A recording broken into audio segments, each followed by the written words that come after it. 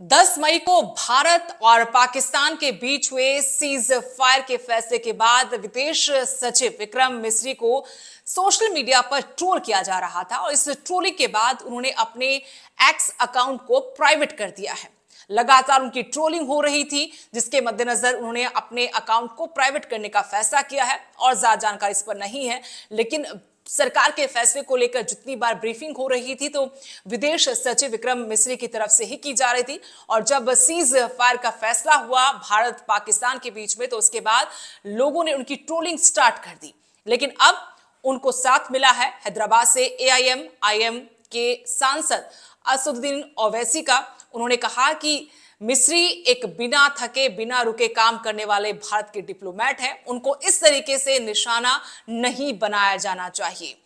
ये जो फैसले होते हैं वो किसी डिप्लोमेट के नहीं होते बल्कि सरकारों के होते हैं, और जो अधिकारी होते हैं वो सरकारों के अधीन रहकर काम करते हैं। ओवैसी ने न सिर्फ यहां पर मिस्री का साथ दिया, उनका समर्थन किया, बल्कि ये भी निशाना अमेरिका पर साधा है कि उसको कोई अधिकार नहीं बनता सीज फायर का ऐलान करने का। मोदी सरकार पर भी निशाना साधा कि कोई तीसरा देश या अमेरिका के राष्ट्रपति कैसे सीज फायर का ऐलान कर सकते हैं।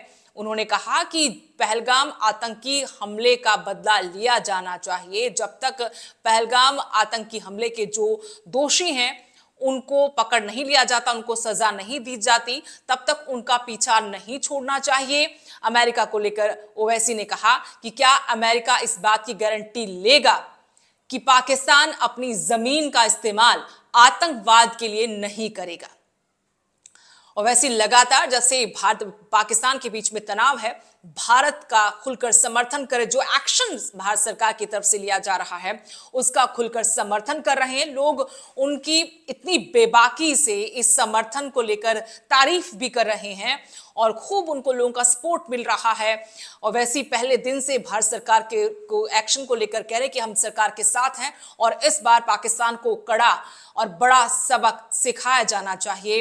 एक बार फिर से सिर्फ भारत सरकार को लेकर उन्होंने कहा कि भारत सरकार को पहलगाम आतंकी हमले के जो दोषी हैं उनको दोषियों को कड़ी से कड़ी सजा दे, उनको अंजाम तक पहुंचाया जाए, बल्कि यहां पर पाकिस्तान को भी कड़ा सबक सिखाया जाए। और अमेरिका से भी सवाल पूछे हैं कि क्या वो सीज फायर तो करवा रहा है दोनों देशों के बीच में, लेकिन क्या इस बात की गारंटी पाकिस्तान को लेकर दे सकता है कि वो अपनी सरजमी का इस्तेमाल आतंकवाद के लिए नहीं करेगा।